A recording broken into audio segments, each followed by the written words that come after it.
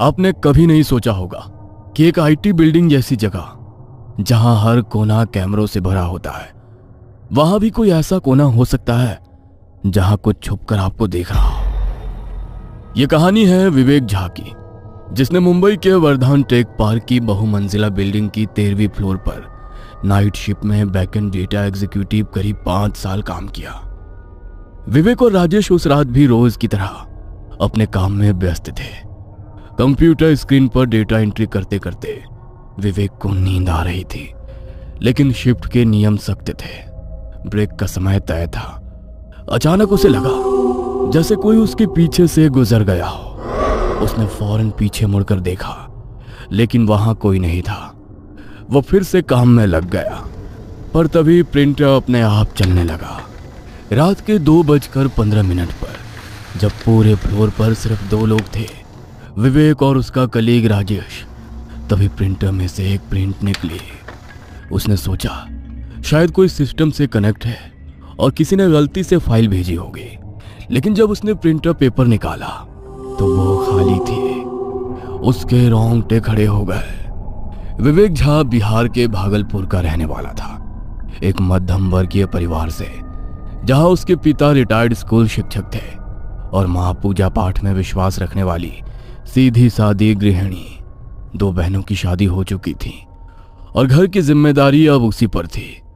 उसने computer science में diploma किया था और कुछ छोटे कामों के बाद उसे मुंबई के वर्धान टेक पार्क बिल्डिंग में बैकएंड डेटा एग्जीक्यूटिव की नौकरी मिल गई। राजेश उत्तर प्रदेश के बरेली से था। वो विवेक से 2 साल सीनियर था और पिछले 1 साल से उसी कंपनी में काम कर रहा था। राजेश तेज और स्मार्ट था, लेकिन व्यवहार में शांत था और नाइट शिफ्ट को लेकर उसका नजरिया था कि काम में शांति मिलेगी। वर्धान टेक पार्क 20 फ्लोर की बहुमंजिला बिल्डिंग थी।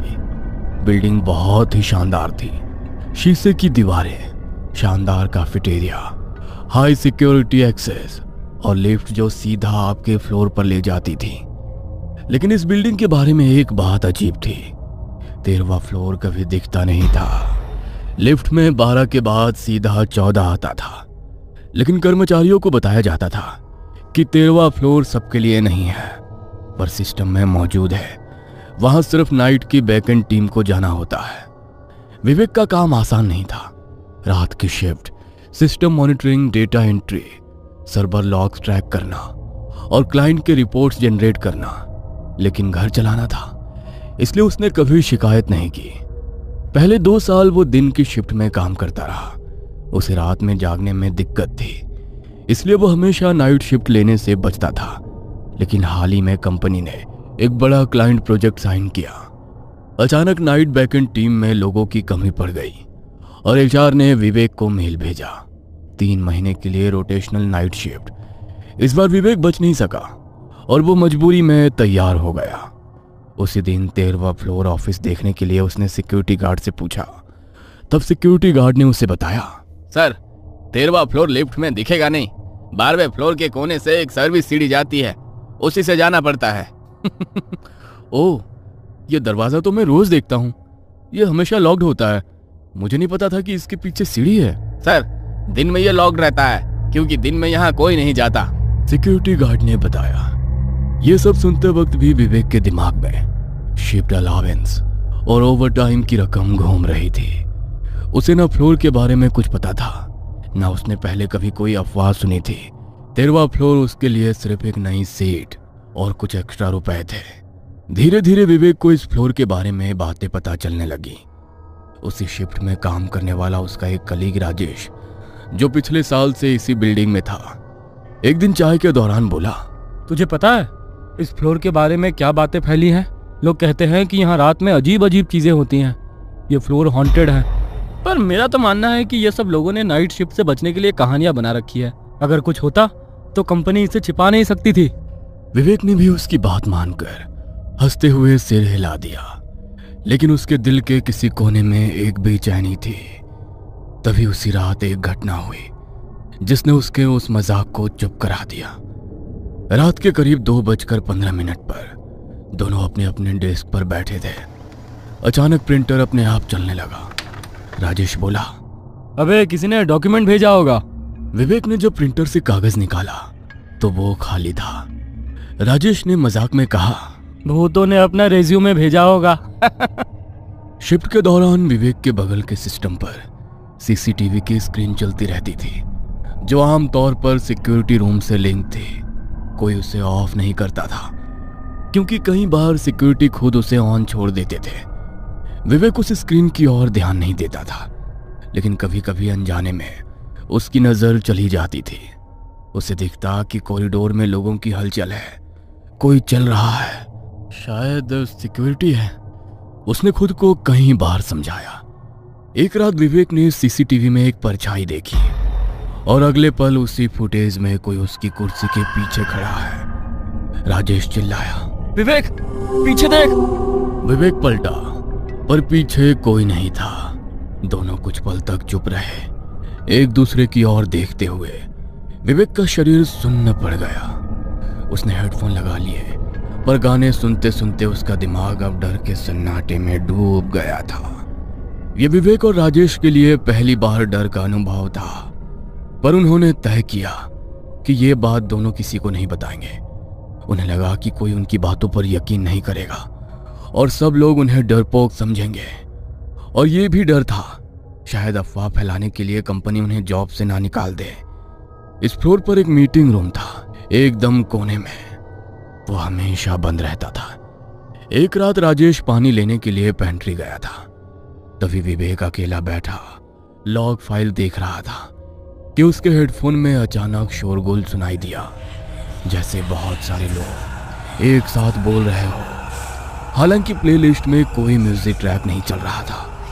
वो हड़बड़ा कर उठा और आवाज अचानक से बंद हो गया। उसकी नजर मीटिंग रूम नंबर 3 की ओर घूमी।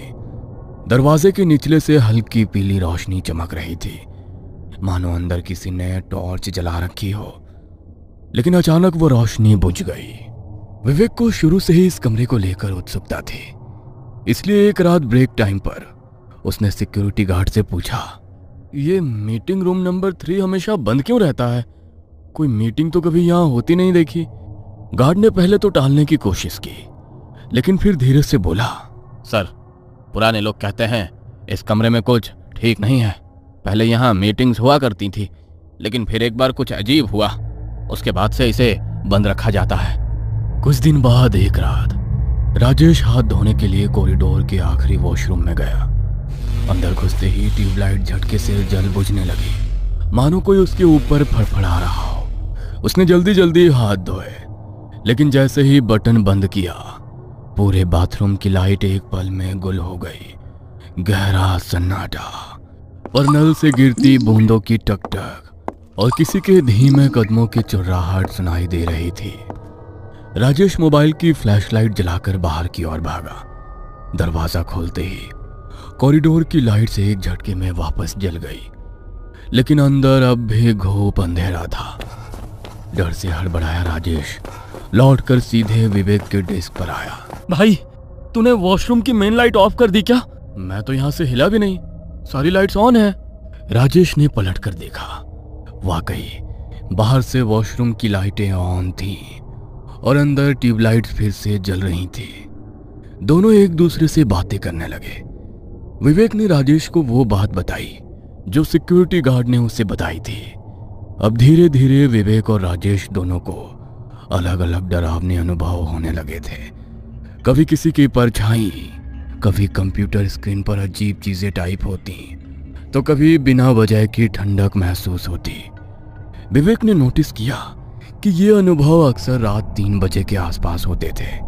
और सबसे अजीब बात यह थी कि जिस दिन कोई उस मीटिंग रूम नंबर 3 के पास ज्यादा समय बिताता, उसी दिन उसे कुछ ज्यादा डरावना महसूस होता था। दोनों ने और ज्यादा पूछताछ शुरू की। ऑफिस में पुराने लोगों से, हाउसकीपिंग स्टाफ से, सबका जवाब लगभग एक जैसा था। उस रूम में अजीब ठंडक लगती है। कई बार अंदर से खुद ब खुद आवाज आती है और जो भी देर रात उस रूम के पास बैठा हो, उसे कुछ अजीब चीजें दिखती हैं। यह सब सुनकर विवेक का डर और बढ़ गया। ऐसा लगने लगा था जैसे उस कमरे के भीतर कोई ऐसी शक्ति थी जो आसपास मौजूद हर चीज पर असर डाल रही थी। एक रात करीब 3:10 पर उस कमरे से कुछ आवाज आई। विवेक और राजेश उस कमरे के पास गए तो उन्हें दरवाजे के नीचे से लाइट जली दिखी। विवेक धीरे धीरे उस ओर बढ़ा। दरवाजा बंद था, लेकिन अंदर से हल्की हल्की आवाजें आ रही थी, जैसे कोई दबी आवाज में बात कर रहा हो। उसने राजेश से सिक्योरिटी को कॉल करने के लिए कहा, लेकिन किसी ने फोन नहीं उठाया। डर कर वो वापस अपनी डेस्क पर लौटे तो विवेक का सिस्टम ऑन था और उसकी स्क्रीन पर एक लाइन टाइप हो चुकी थी, तुमने दरवाजा क्यों नहीं खोला। विवेक और राजेश अब इस फ्लोर के माहौल से अंदर ही अंदर डरने लगे थे। हर रात वो ऑफिस आते, लेकिन अब उनके चेहरे पर पहले जैसी सहजता नहीं रहती। एक दिन ब्रेक के दौरान जब वो कैंटीन में बैठे थे, तब उन्हें हाउसकीपिंग स्टाफ से पता चला कि शरद नाम का एक एम्प्लॉय इसी शिफ्ट में कुछ महीने पहले काम करता था और उसने अचानक नौकरी छोड़ दी थी। यह सुनकर विवेक को बहुत आश्चर्य हुआ, क्योंकि ऐसा कोई रिकॉर्ड ऑफिस में नहीं था। विवेक ने कुछ खोजबीन की और जैसे तैसे शरद का नंबर निकाला। फोन पर बात करने पर शरद पहले टालम टोल करने लगा, लेकिन जब विवेक ने उसे बताया कि वो भी अब उसी मीटिंग रूम नंबर सीसीटीवी के अनुभव से गुजर रहा है, तो शरद कुछ पल चुप रहा और फिर धीरे से बोला, मिलो मुझसे, लेकिन किसी और को मत बताना। अगले दिन शाम को एक छोटे से चाय स्टॉल पर दोनों मिले। शरद पहले बहुत घबराया हुआ था, हाथ कांप रहे थे, आवाज थरथरा रही थी। शरद ने बताया, उस मीटिंग रूम में एक बार एक एम्प्लॉय की मौत हो गई थी। नाइट शिफ्ट में ओवरटाइम के दौरान स्ट्रेस से हार्ट अटैक आया।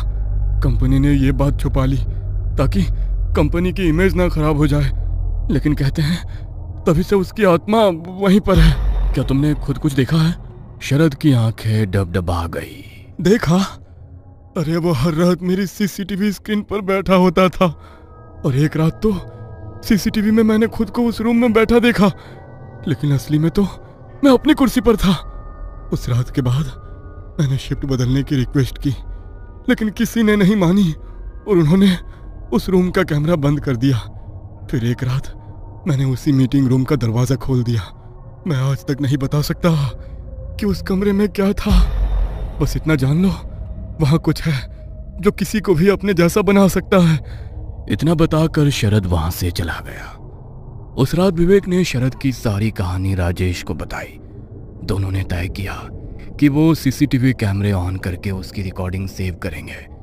उन्होंने पिछली 3 रातों की फुटेज सेव कर ली और पेन ड्राइव में डाल दी।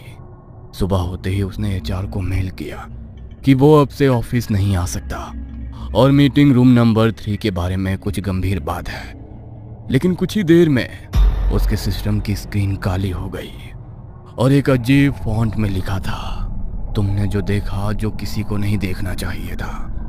वह घर गया और सोने की कोशिश की। जब वो सोकर उठा और देखा तो पेन ड्राइव गायब थी। उसका लैपटॉप ऑन था और स्क्रीन पर फिर वही लाइन, शिफ्ट 13 छोड़ नहीं सकते। उसी रात राजेश का फोन आया।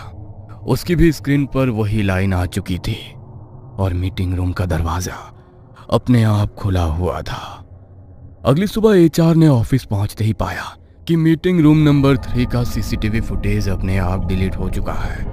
कोई बैकअप नहीं बचा था और वो फर्श जहां मिहिर की मौत हुई थी, वहां अब सीलन और दरारें थीं, जैसे जमीन खुद कुछ छुपा रही हो। अगले हफ्ते दोनों ने रेजिग्नेशन दिया। विवेक ने नौकरी छोड़ दी, शहर छोड़ दिया, लेकिन आज भी उसे रात के करीब 3:10 पर नींद में झटका लगता है।